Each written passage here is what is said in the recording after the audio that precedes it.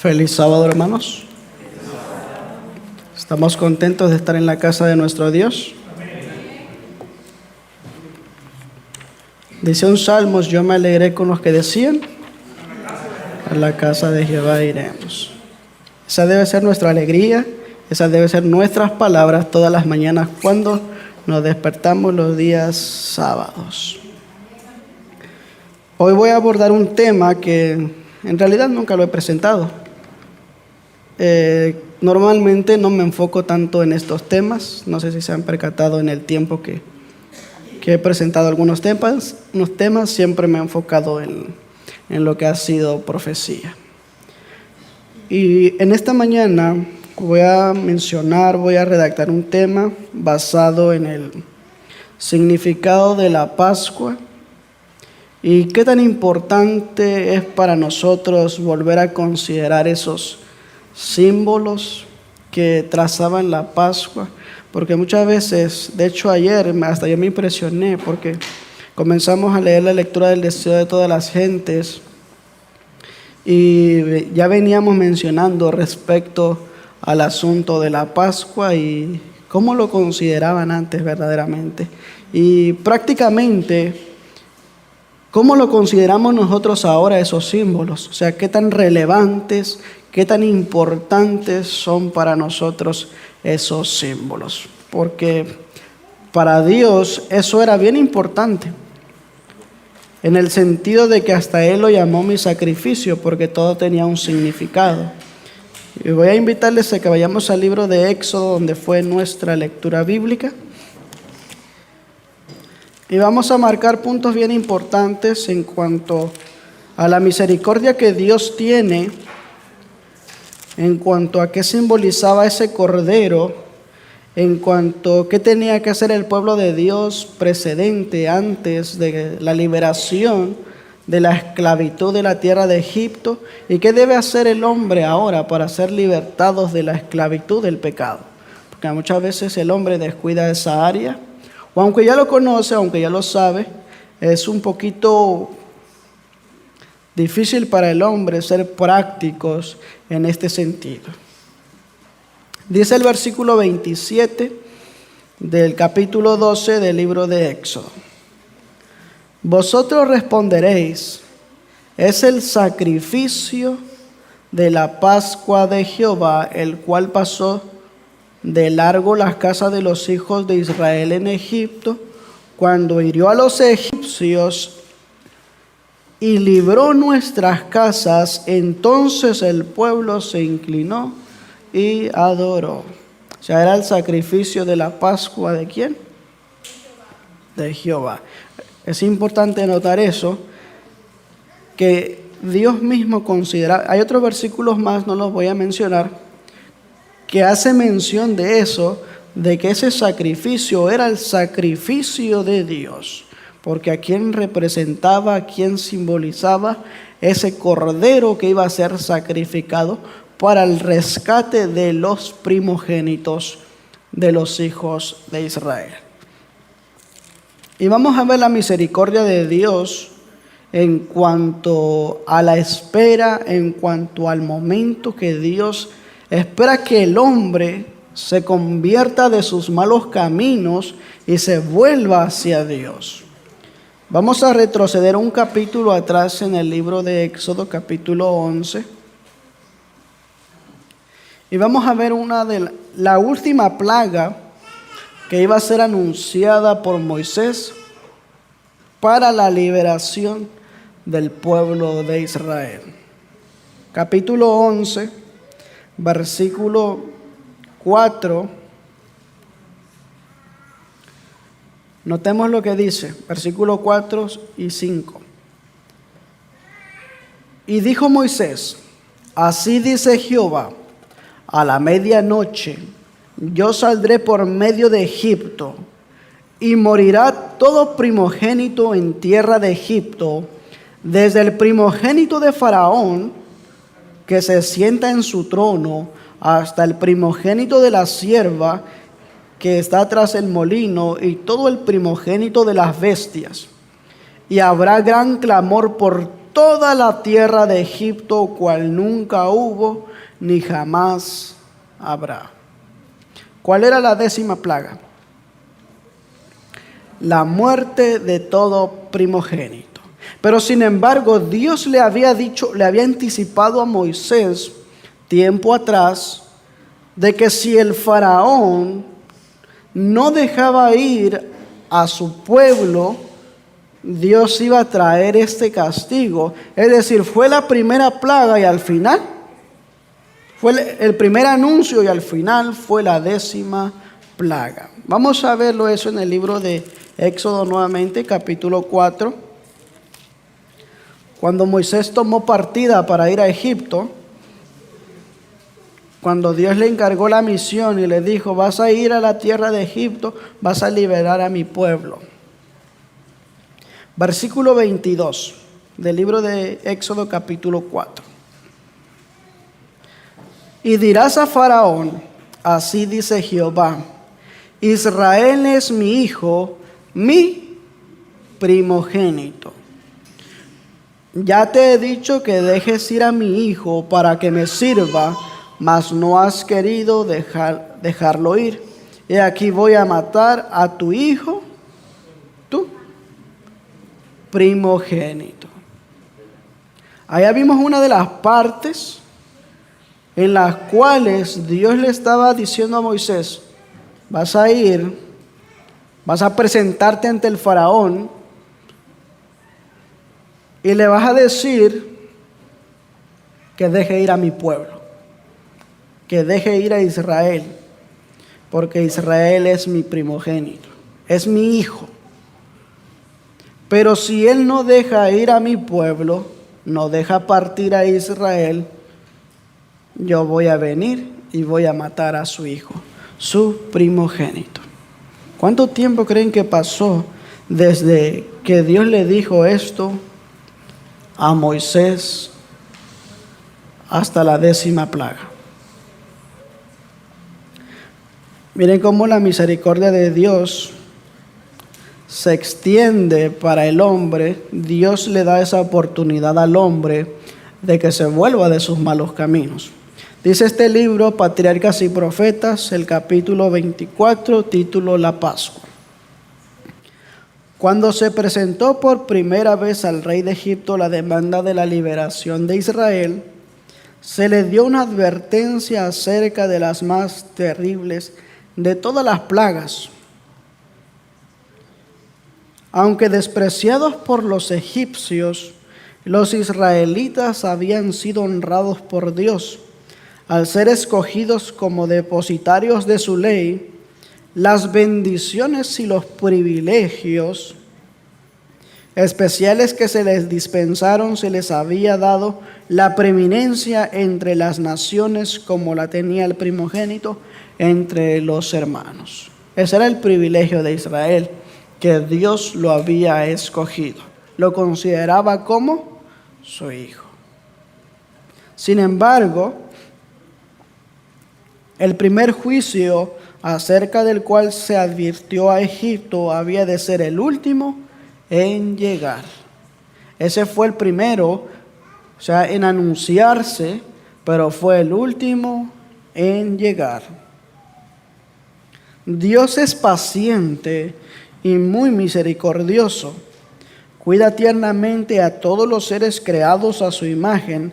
Si la pérdida de sus cosechas, sus rebaños y manadas hubiera llevado a Egipto al arrepentimiento, los niños no habrían sido heridos, pero la nación había resistido tercamente al mandamiento divino y el golpe final estaba a punto de caer.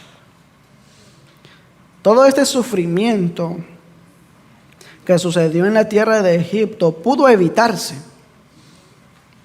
Con una sola palabra que el faraón hubiese permitido al Israel de Dios ir, o sea que ellos se fueran, todo ese sufrimiento que pasó en la tierra de Egipto pudo evitarse.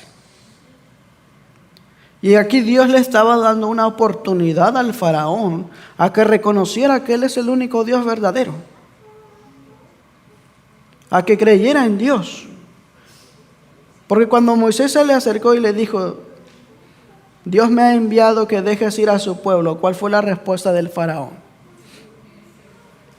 ¿Quién es él para que yo crea y para que yo obedezca y deje ir a Israel? O sea, no aceptaba lo que Dios había mandado. Y como consecuencia de eso, tuvieron que venir las plagas. Y vino la oportunidad para la liberación del pueblo de Dios. Ahora, antes de que el pueblo de Israel partiera, Dios los instruyó para que hicieran tanto como un rito, como un símbolo de su liberación. Capítulo 12 del libro de Éxodo.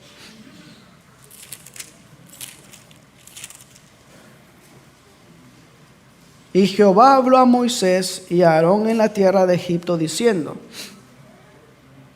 Este mes os será principio de los meses, será para vosotros el primero en los meses del año. Es decir, el pueblo de Israel iba a partir en el primer mes del año. ¿Cuál era ese primer mes? El mes de Aviv. Capítulo 13, versículo 4. Fíjense lo que dice. Vosotros salís hoy en el mes de Aviv. Todo esto, ¿saben? Todo esto es interesante porque todo esto se consideraba dentro del pueblo de Dios hasta el cautiverio babilónico. Desde el cautiverio babilónico, cuando fueron llevados cautivos a Babilonia, que también los babilónicos tenían su calendario babilónico, optaron por ponerle al mes de Aviv el mes primero. Ese nombre fue tomado del calendario babilónico. Y ese registro está en el libro de Nehemías, en su capítulo 2, versículo 1. Vamos a leerlo, Nehemías capítulo 2, versículo 1.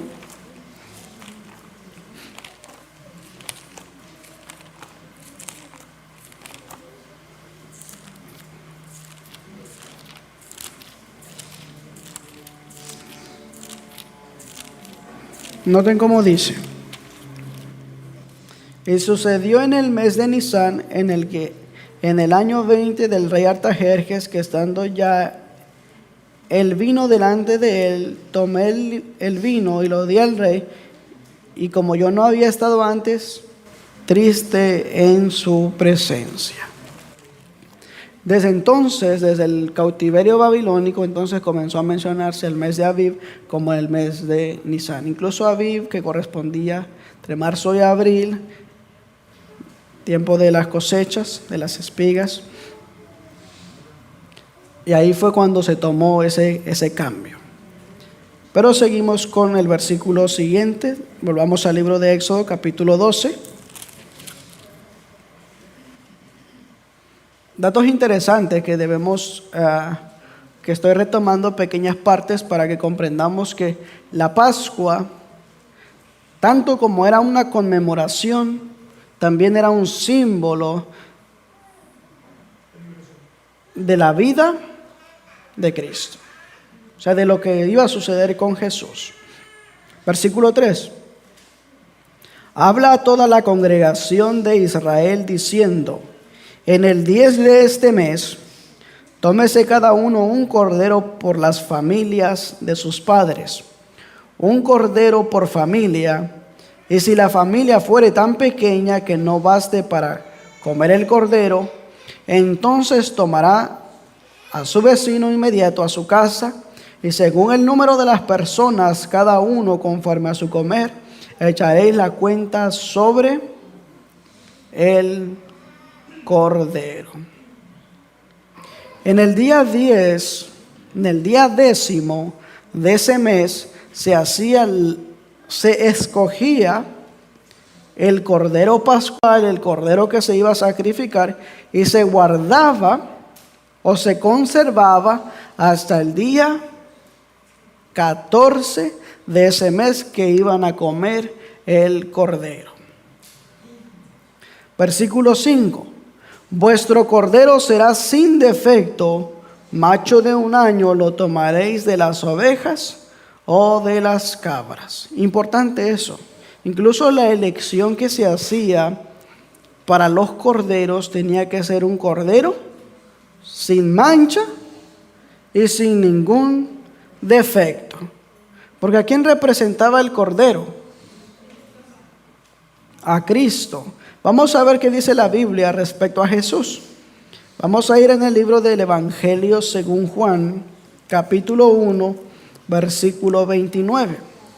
Un versículo muy conocido por nosotros. El siguiente día vio Juan a Jesús que venía a él y dijo: He aquí el Cordero de Dios que quita el pecado del mundo. Ahora, el Cordero en la Pascua, ¿qué iba a hacer para el Israel? Fíjense, hasta esto es un dato curioso, porque ellos al celebrar la Pascua, fíjense cómo dice este libro: antes de ejecutar esta sentencia, el Señor por medio de Moisés instruyó a los hijos de Israel acerca de la salida de Egipto, sobre todo para preservarlos de la plaga inminente. Es decir, todos fueron instruidos en cuanto a celebrar la Pascua, porque esto era un asunto de vida o muerte en ese momento. Y vamos a verlo porque era un asunto de vida o muerte. Por ejemplo, ¿qué hubiese pasado con las familias de los hijos de Israel que habían sido instruidos en cuanto a la celebración de la Pascua, en cuanto a la elección del Cordero? ¿Qué hubiese pasado si ellos no lo hubiesen hecho? Los que eran padres de familia o los jóvenes mismos. ¿Qué hubiese pasado si ellos no hubiesen tomado partido en esto? Hubiesen dicho: me voy a salir de mi casa, voy a esperar a que pase el ángel de la muerte que mate todos los primogénitos de Egipto, pero yo me quedo afuera. ¿Qué hubiese pasado con aquellas personas que no hubiesen tomado parte en eso? Hubiesen muerto. Aún siendo israelitas, noten muy bien la importancia que tenía en aquel entonces.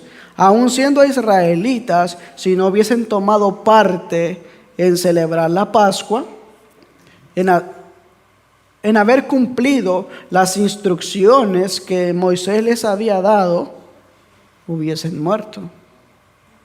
Aún siendo israelitas, aún siendo el pueblo de Dios. ¿Qué nos enseña a nosotros eso? ¿Qué lección podemos obtener nosotros de ahí?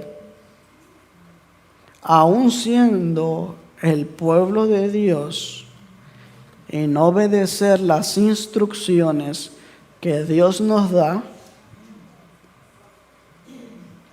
nos podemos perder. Aún siendo del pueblo de Dios. ¿Era relevante eso, sí o no? Sí, era relevante. Y aún para nosotros es relevante hoy en día. Porque todo lo que ha quedado escrito para nuestra enseñanza. Y para que nosotros no cometamos los mismos errores que cometieron en el pasado. Muy bien, vamos a ir ahora a la primera carta de Pedro.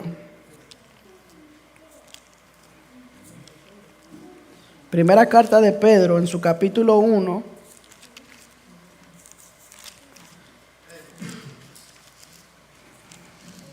versículo 19.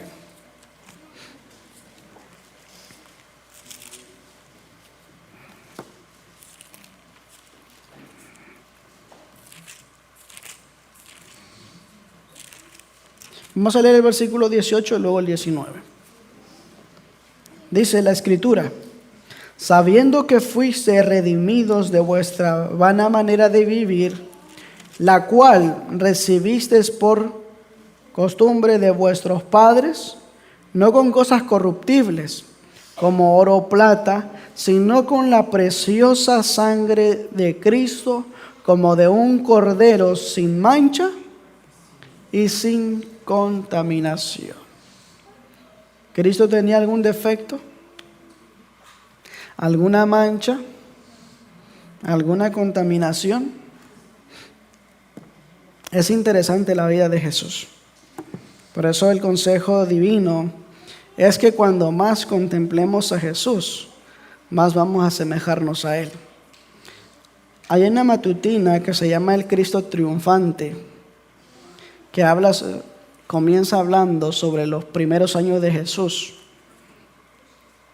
Y Jesús comenzó a recibir oprobio desde sus primeros años de edad, desde su niñez. En esa matutina habla sobre Jesús, sobre la vida de Jesús con relación a los otros niños que vivían en su tiempo, en su época de su niñez. Esos niños que vivían en su niñez se burlaban, se reían, hacían agravio de Jesús. ¿Pero qué creen que Jesús hacía?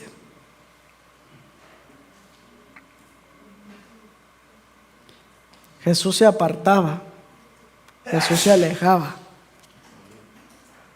Dice el don profético que desde sus primeros años Jesús ya sentía esa presión por la burla de los otros niños. Pongamos un ejemplo de ahora. Si a un niño lo insultan, lo ofenden, se burlan, ¿qué creen que hace el niño? Algunos lloran, pero hay otros que actúan por impulso, a pelear. Ahora veamos la situación de Jesús. No solo estamos hablando de la primera fase de la vida de Jesús. Incluso en esos primeros años no hubo un defecto en Jesús. Hablemos ahora de la adolescencia de Jesús. ¿Cómo era Jesús? Lo que Jesús hacía es incluso a muy temprana edad se presentó al templo, se presentó ante los maestros, los doctores de aquella época, y las preguntas y lo que él hacía, todos se quedaban maravillados, porque conocía la Escritura. ¿Cuántos de los jóvenes hoy en día conocen la Biblia? ¿Cuántos se toman el tiempo de estudiarlo?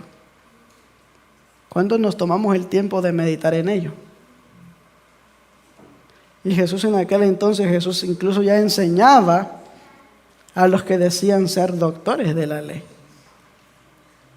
Y Jesús tenía impulsos porque venían los otros jóvenes nuevamente y lo trataban mal. Y Jesús en ningún momento actuó por impulso de decir, si tú me pegas, yo te pego. Incluso en esos años y hasta llegar a su edad adulta, en Jesús no se vio ninguna mancha, ningún defecto. Porque Cristo era el Cordero de Dios que quita el pecado del mundo. Entonces, comprendiendo que Jesús es el Cordero que quita el pecado del mundo, volvamos otra vez al libro de Éxodo. Ya vimos que el Cordero Pascual representaba o simbolizaba a Cristo. Ahora, la Pascua se realizaba con dos propósitos, dice este librito. Para conmemorar esta gran liberación, el pueblo de Israel había de celebrar una fiesta anual a través de las futuras generaciones. Y ese día os ha de ser en memoria y habéis de celebrarlo como solemne a Jehová durante vuestras generaciones. Ya vimos la primera parte, que la Pascua se debía celebrar para conmemorar la liberación de los hijos de Israel. La Pascua había de ser tanto conmemorativa como simbólica. Por eso estamos viendo el símbolo ahora del Cordero y de todo lo que se llevaba a cabo para celebrar la Pascua. Vamos a leer nuevamente Éxodo, capítulo 12,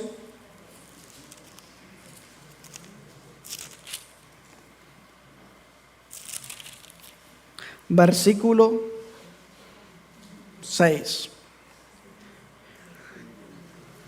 Y habéis de guardarlo, fíjense lo que les decía hace un momento, y habéis de guardarlo hasta el día 14 de este mes. ¿De cuál mes estamos hablando? Del mes de Aviv, hasta ese día 14. Y lo inmolará o lo matará toda la congregación de Israel entre las 2 tardes. Ahí era degollado el cordero, es decir, el cordero lo mataban, lo degollaban el día 14 del mes de Aviv, cuando celebraban la Pascua. Incluso ha habido, con respecto a estas 2 tardes, ha habido 2 posiciones en cuanto en qué momento era sacrificado el cordero, y hay una que da más claridad cuando habla sobre las 2 tardes. Se dice que la primera tarde es cuando el sol iba declinando en la tercera parte del día, y la segunda tarde era cuando el sol se ocultaba. Los comentadores hasta ahora especifican que esa segunda o esa tercera parte del día equivalía como entre las 3 de la tarde.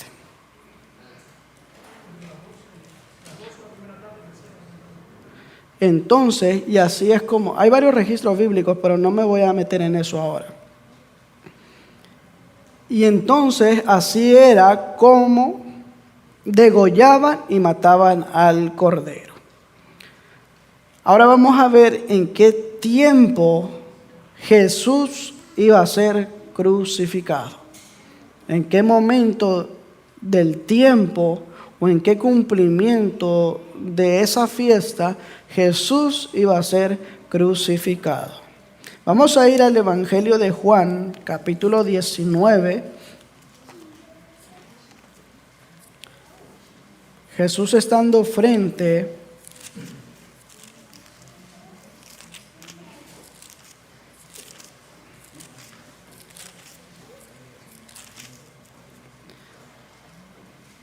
a Pilato, capítulo 19, versículo 13 y 14.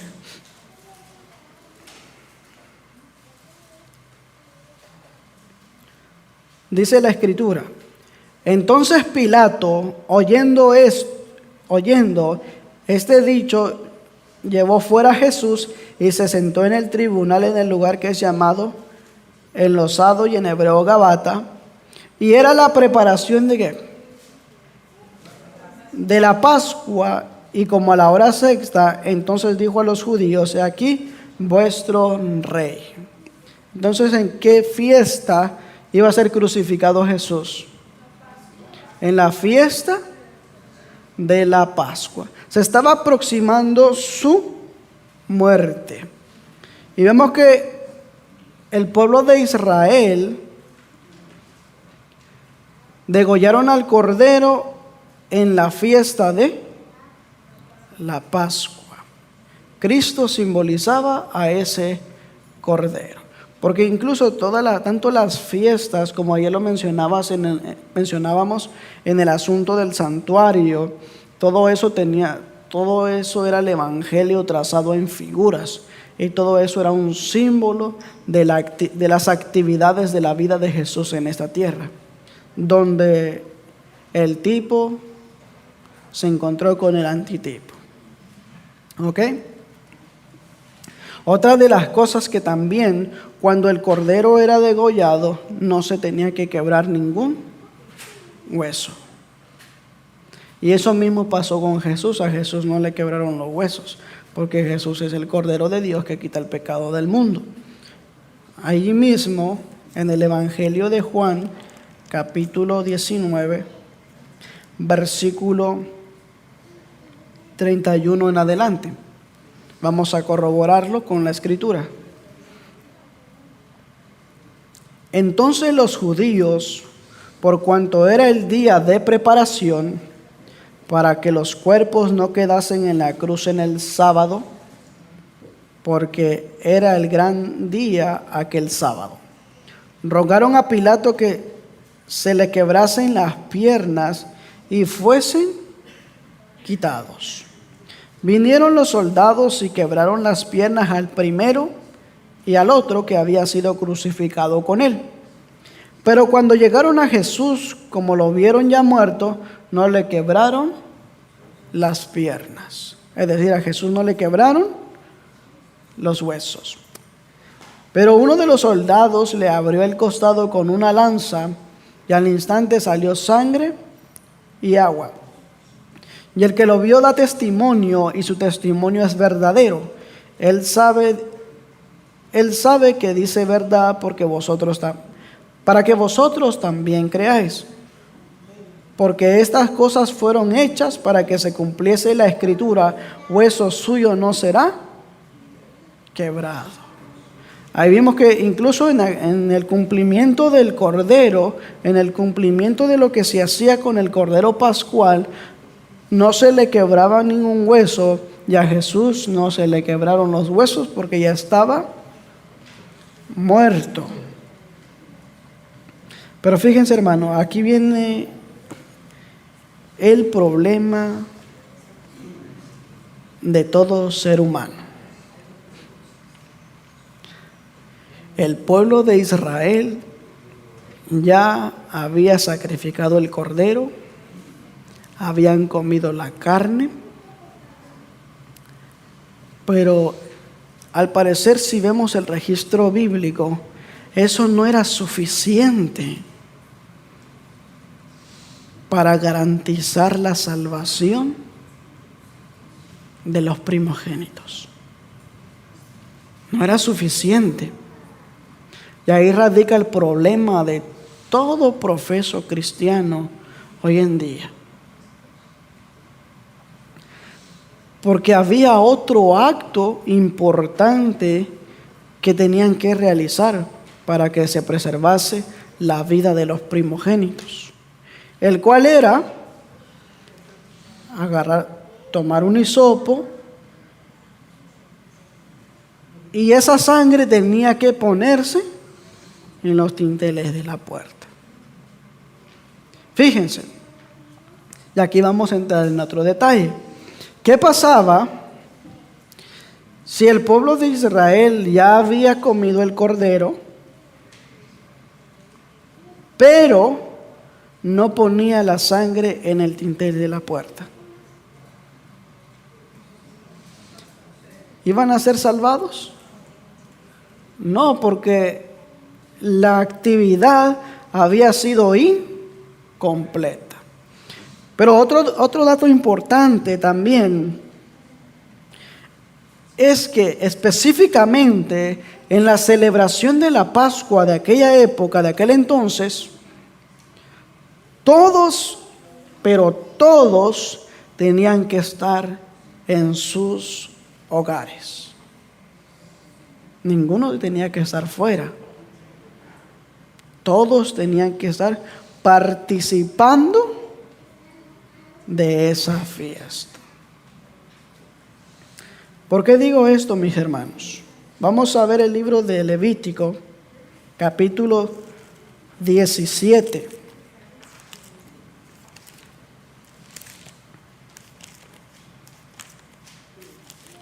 Levíticos en su capítulo 17, versículo 11.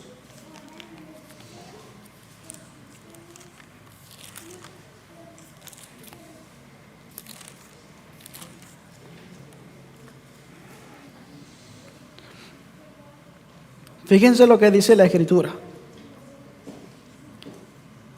Porque la vida de la carne, ¿dónde está? En la sangre. Y yo os lo he dado para expiar vuestras almas sobre el altar. porque es la sangre lo que hace expiación por el alma. El sacrificio se había hecho ya, pero ¿dónde estaba la garantía de la vida de los primogénitos? En la sangre. Romanos capítulo 3, versículo 25.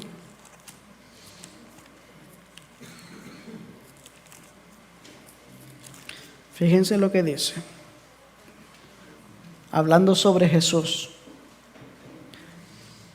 a quien Dios ha puesto en propiciación por medio de la fe. ¿En qué cosa? En su sangre, para manifestar su justicia por la remisión de los pecados pasados en la paciencia de Dios. Y aquí vuelvo a mencionar esto.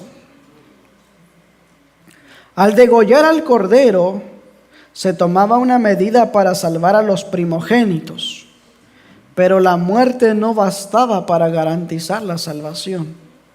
La sangre tenía que ser rociada en el dintel de la puerta. Cristo en la cruz aseguró la salvación de todos, pero la cruz en sí y por sí misma no salva a nadie. La muerte del Cordero proporcionaba el medio de salvación.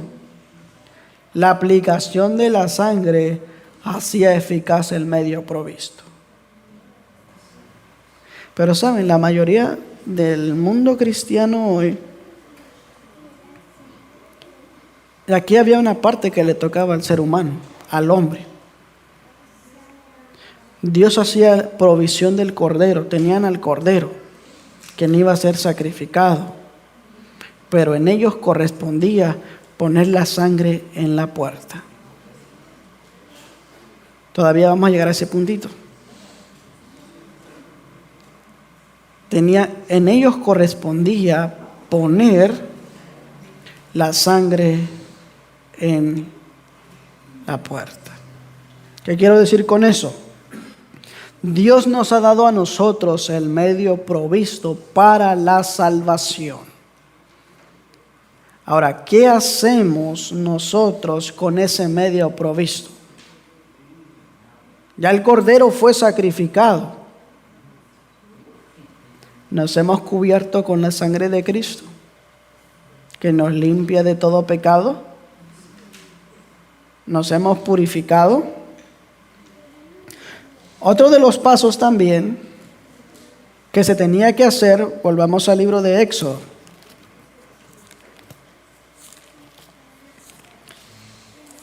Capítulo 12. Porque no nos quedamos solamente en que tenía que rociarse la sangre en el dintel de la puerta. Luego dice, versículo 7, y tomarán de la sangre y pondrán en los dos postes y en el dintel de las casas que lo han de comer. Y aquella noche comerán la carne asada al fuego y panes sin levadura con hierbas amargas lo comerán. Otro dato importante, no solamente tenía que ponerse la sangre, sino también tenía que comerse la carne del cordero. ¿Qué quiere decir eso? Que nosotros también tenemos que comer la carne del cordero. No físicamente, sino su palabra. Vamos a ir a un registro bíblico en el libro de Juan, capítulo 6, versículo 51. El Evangelio según Juan, capítulo 6, versículo 51. Yo soy el pan vivo que descendió del cielo. Si alguno comiere de este pan, vivirá para siempre, y el pan que yo le daré es mi carne, la cual yo daré por la vida del mundo. Pero saben, aquí radica un problema bastante grande actualmente, en la actualidad. Porque el ser humano, y porque todo profeso cristiano, ha llegado a la conclusión de que en la muerte de Cristo se garantizó y se aseguró mi salvación, y que yo ya soy salvo. Y que de ahí en adelante yo ya soy salvo al creer en ese sacrificio. Eso es lo que enseña el mundo cristiano hoy en día. Y que de ahí en adelante, desde la muerte, al aceptar yo la muerte de Cristo, de que Cristo ha pagado el precio por mis pecados, yo ya soy salvo. Y yo ya no tengo nada más que hacer, porque ya soy salvo. Eso es lo que muchos creen, más en este tiempo. De creer en Jesús, de creer en el Cordero, y serás salvo. Pero si se dan cuenta, en el Antiguo Testamento no solamente tenían que llevar a cabo la muerte del Cordero, sino que tenían que rociar la sangre del Cordero y tenían que comer la carne del Cordero. Lo mismo pasa con nosotros. No solamente tenemos que creer en el sacrificio de Cristo, sino también tenemos que creer que en su sangre hay poder para vencer todo pecado. Y hay que seguir comiendo de su carne, que es su palabra. Pero muchos, como ayer mencionábamos, este librito, El deseado de todas las gentes, el capítulo 71, habla que muchos, pero muchos, que Cristo estaba entristecido porque muchos no apreciaban lo que se estaba llevando a cabo. Que en aquel entonces Él estaba celebrando la Pascua con sus discípulos, pero Él se sentía triste porque muchos no le daban importancia a lo que en realidad significaba. No le daban importancia a esa fiesta solemne. Y ya para ir concluyendo, voy a leerles unos párrafos de lo que ya hemos mencionado en cuanto a la celebración de la Pascua. Dice aquí: la Pascua había de ser tanto conmemorativa como simbólica. No solo recordaría la liberación de Israel, sino que también señalaría la liberación más grande que Cristo habría de realizar para libertar a su pueblo de la servidumbre del pecado. Es decir, la Pascua para los israelitas era la conmemoración de la liberación de la esclavitud de la tierra de Egipto. Pero la Pascua también debía ser un símbolo de la liberación más grande que Cristo iba a hacer por todo el mundo. La liberación de la esclavitud del pecado. Porque ahí hay un medio provisto para el hombre. No bastaba que el Cordero Pascual fuese muerto. Había que rociar su sangre, los postes de las puertas, como los méritos de Cristo deben aplicarse al alma. Debemos creer que no solo Él murió por el mundo, sino que murió por cada uno individualmente. ¿Y cuántos de nosotros creemos eso? De que Cristo no murió solamente por todo el mundo, sino que murió por mí y por ti. ¿Y qué hacemos con ese sacrificio? ¿Cómo actuamos respecto a ello? Fíjense lo que sigue diciendo. La carne debía comerse para alcanzar el perdón de nuestro pecado. No basta que creamos en Cristo. Por medio de su palabra debemos recibir por la fe constantemente su fuerza y su alimento espiritual. Cristo dijo: si no comieres la carne del Hijo del Hombre y bebieres su sangre, no tendréis vida en vosotros. Una lección mucho más grande, hermanos. Si no comieres su carne y bebieres su sangre, no tendréis vida en vosotros.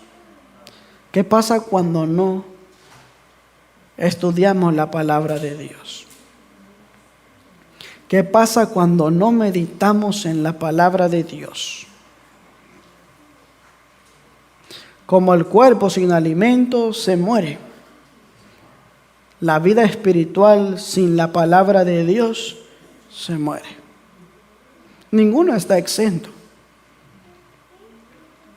Por ese descuido, dice el don profético, muchos han retrocedido como si no conociesen nada.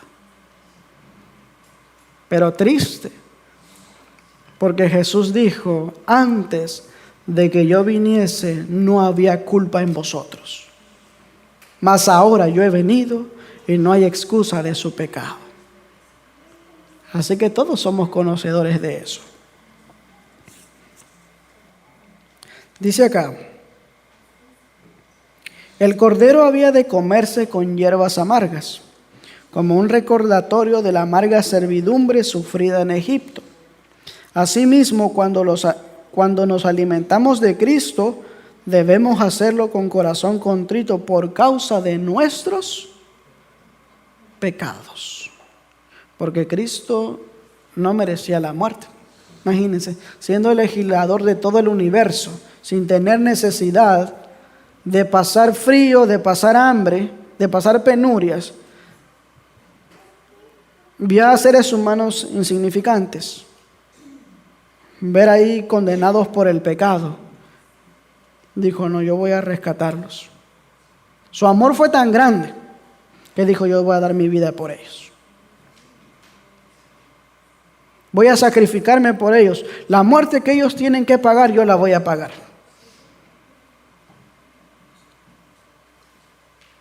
¿Y nosotros qué estamos haciendo por Cristo? Él nos dio su gracia, nos dio su amor, su misericordia. Como dice el himno, te dio su gracia, ¿tú qué le has dado? ¿Qué tan difícil es? Fíjense, hermano, si lo vemos desde una perspectiva simple, la salvación no es difícil de alcanzar. Porque la Biblia dice que la salvación es un don gratuito. Quien lo hace difícil es el hombre.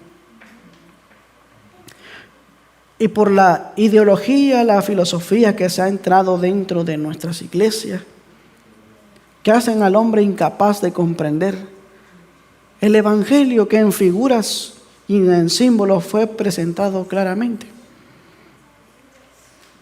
Pero hoy en día el hombre se ha puesto en su mente que vamos a seguir pecando, que no somos perfectos, que no somos justos. Y el hombre se autocontempla a sí mismo. Pero es triste para aquellos que crean en esas circunstancias. El uso del pan sin levadura también era significativo. Lo ordenaba expresamente la ley de la Pascua y tan estrictamente lo observaban los judíos en su práctica, que no debía haber ninguna levadura en sus casas mientras durara esa fiesta.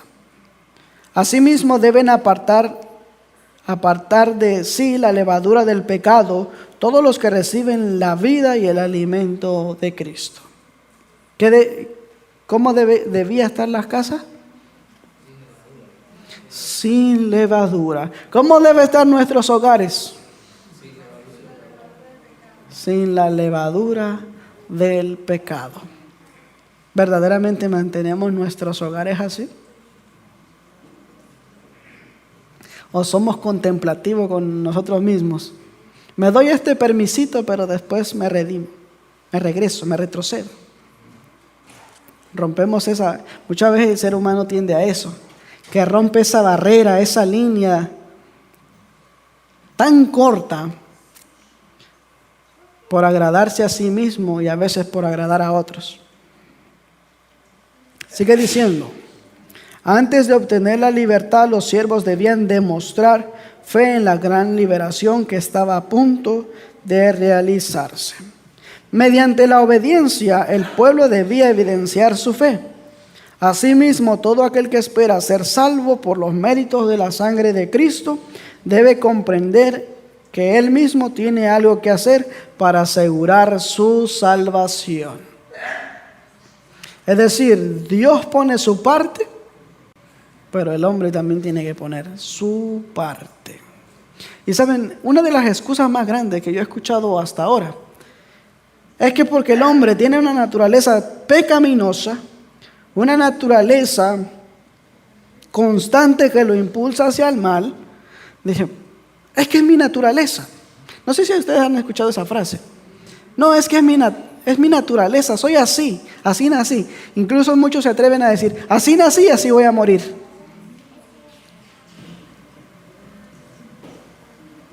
Pero Dios ha hecho la provisión.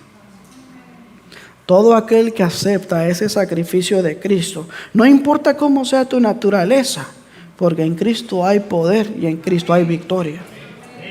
No importa cómo sea tu naturaleza. Puedes decir tantas cosas de tu naturaleza, pero si tú te aferras de Cristo, Cristo te va a dar la victoria. Y eso debemos tenerlo nosotros en cuenta y en claro. Y quitémonos esa idea de nuestras cabezas y decir, es mi naturaleza. Sométete a Dios y Él te va a dar la victoria. Sigue diciendo acá. Perdón. Y a la medianoche hubo un clamor en toda la tierra de Egipto. ¿Y cuántos murieron? Todo primogénito de los hijos de Israel. Tanto de personas, de los hijos de Egipto. Desde los seres humanos hasta los animales. Y esta fue una fiesta que se conmemoró por mucho tiempo, pero también esta fiesta, como ya vimos, también era un símbolo del sacrificio de Cristo. Y con esta cita termino. El deseado de todas las gentes, capítulo 72, haced esto en memoria de mí. Y aquí surge la transición de dos grandes eventos, de dos grandes actos importantes que se llevaron a cabo tanto para el Israel de Dios de aquel entonces como para el Israel de Dios ahora. La Pascua, fíjense lo que dice aquí.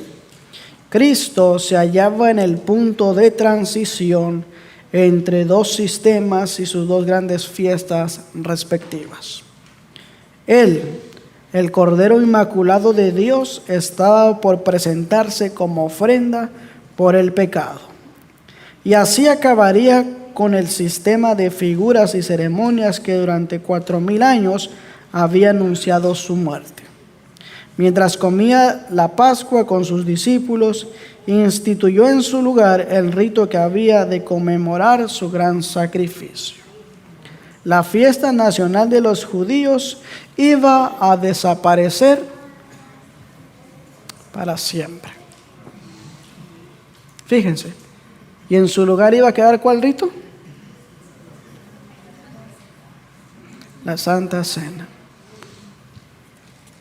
La Pascua, el servicio que Cristo establecía había de ser observado por sus discípulos en todos los países y a través de todos los siglos. ¿Hasta cuándo? Hasta que Él venga. La Pascua fue ordenada como conmemoración del libramiento de Israel de la servidumbre egipcia. Dios había indicado que año tras año, cuando los hijos preguntasen el significado de este rito, se les repitiese la historia. Así había de mantenerse fresca en la memoria de toda aquella maravillosa liberación.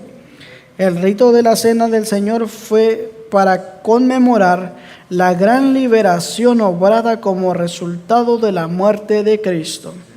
Este rito ha de celebrarse hasta que Él venga por su segunda vez con poder y gloria. Es el medio por el cual ha de mantenerse fresco en nuestra mente el recuerdo de su gran obra en favor nuestro. Entonces vimos que en la muerte de Cristo, ese símbolo de la Pascua quedó anulado para siempre. Y desde ahí hubo una transición al otro sistema que es la Santa Cena. Y este tema de la Santa Cena, yo sé que muchos lo han presentado también, pero me interesa, es bien interesante cuando usted lo estudia por usted mismo. Porque usted ve en realidad cuáles son las pautas a seguir para poder celebrar la Santa Cena. Como al pueblo de Israel, si se dieron cuenta, cómo ellos celebraron la Pascua. Usaron hierbas amargas. Incluso hay otros párrafos que no los leí que decían que ellos se purificaron para celebrar la fiesta de la Pascua. Cada uno de nosotros también debe hacer esa purificación en su vida. Apartar la levadura del pecado, abandonar el pecado para siempre. Porque en Cristo hay victoria. Y así fue como se estableció la Pascua, y así fue como concluyó y en su lugar quedó la Santa Cena, que se iba a conmemorar hasta su segunda venida.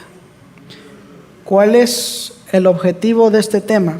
No solamente comprender que la Pascua concluyó para siempre, sino que aceptemos ese precioso sacrificio que Cristo hizo en favor nuestro. Y que el hombre no solamente tiene que quedarse en creer en Cristo y será salvo, sino hay una parte en la cual el hombre tiene que contribuir. Y esa parte es acercarse más a Dios, buscar más de Dios, comprometerse más con esa causa, confesar sus pecados, doblegarse delante de la presencia de Dios y prepararse para que en el reino de los cielos también pueda sentarse en esa gran mesa, donde Cristo dijo que no iba a celebrar más eso, sino hasta ¿dónde? En la gran cena del Cordero. Que el Señor nos ayude, hermanos, y que el sacrificio de Cristo no lo tomemos en vano, porque eso es lo que se ha hecho y se está haciendo en el mundo profeso. Y vamos a incluir al pueblo que hoy se considera el pueblo de Dios. El sacrificio de Cristo se toma en poca estima. Pero Dios desea que cada uno de nosotros apreciemos ese precioso sacrificio que hizo por el rescate de cada uno de nosotros. Que el Señor nos bendiga. Vamos a ir de rodillas para concluir con una palabra de oración.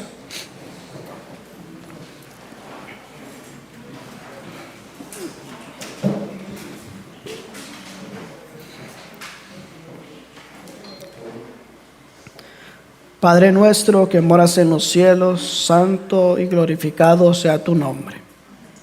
Te agradecemos en esta mañana por tu palabra. Queremos rogarte, Señor, que nos ayudes a poder vencer el pecado. Queremos rogarte que nos ayudes a que podamos cubrirnos con tu preciosa sangre que nos limpia de todo pecado. También queremos rogarte que nos ayudes y que nos deje el gusto de comer tu carne de comer tu palabra. A veces en nuestros corazones no sentimos el deseo de estudiarlo, pero queremos, oh Padre, que tú pongas ese deseo en nuestros corazones. También ayuda a nuestra incredulidad, que como seres humanos, al descuidarnos en el estudio de tu palabra, descuidamos nuestra espiritualidad. Pero queremos rogarte ahora, oh Padre, que reavives ese espíritu, ese gozo y ese deseo de poder estudiar tu palabra. Perdona si te hemos fallado. Perdona cada palabra que hayamos dicho que no fue agrado tuyo. Perdónanos, Señor. Pero también que cada día por tu gracia y por tu amor podamos perfeccionar nuestros caracteres. Que podamos crecer en tu gracia. Y que podamos ser uno de aquellos que te dé la bienvenida cuando vengas en tu trono de gloria. Padre, ahora al ir a participar de los alimentos, queremos que tú puedas bendecirlo y que puedan aportar los nutrientes que necesitan nuestros cuerpos para seguir manteniendo una salud agradable y que podamos testificar de tu nombre. Acompáñanos y dirígenos. También, oh Padre, permite que podamos guardar el sábado, este día santo tuyo, como así tú lo has instituido, y que de nuestras mentes pueda ser expulsado todo pensamiento que no corresponda a la santidad. En el nombre de Jesús oramos. Amén. Amén, Señor.